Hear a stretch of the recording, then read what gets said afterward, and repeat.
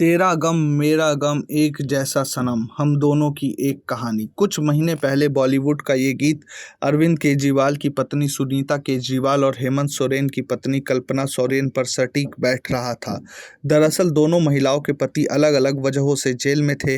दिल्ली के तत्कालीन मुख्यमंत्री अरविंद केजरीवाल दिल्ली शराब घोटाला मामले में तिहाड़ की हवा खा रहे थे।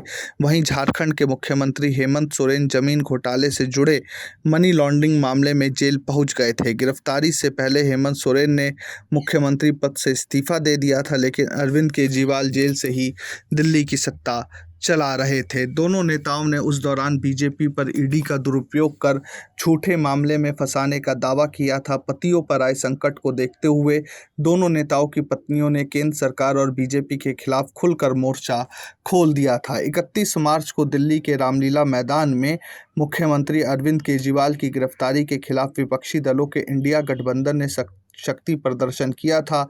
इस दौरान कल्पना सोरेन ने भी अपने पति हेमंत सोरेन की गिरफ्तारी को भी नाजायज ठहराया था। इस विशाल जनसभा में कल्पना सोरेन और सुनीता केजरीवाल ने दावा किया था कि बीजेपी की तानाशाही का जवाब दिल्ली और झारखंड में होने वाले विधानसभा चुनाव में जनता देगी।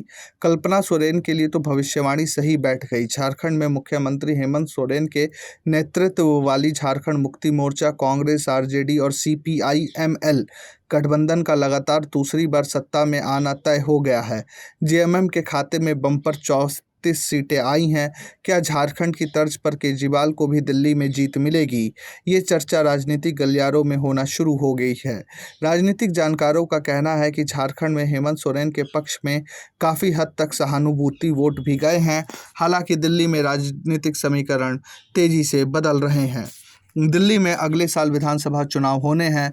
दिल्ली में सियासी पारा चढ़ा हुआ है। दिल्ली में आम आदमी पार्टी तैयारी जोरों पर शुरू कर दी है। झारखंड में सोरेन की जीत देखकर आजकल केजरीवाल की भी दिल्ली चुनाव जीतने की उम्मीदें और बढ़ गई होंगी, लेकिन केजरीवाल के लिए राह आसान नहीं है। दरअसल झारखंड में हेमंत सोरेन ने इंडिया गठबंधन के बैनर तले चुनाव लड़ा है। चुनावी नतीजों से जाहिर है कि हेमंत सोरेन की गिरफ्तारी से लेकर रिहाई तक पूरा प्रकरण हेमंत सोरेन के पक्ष में चला गया है।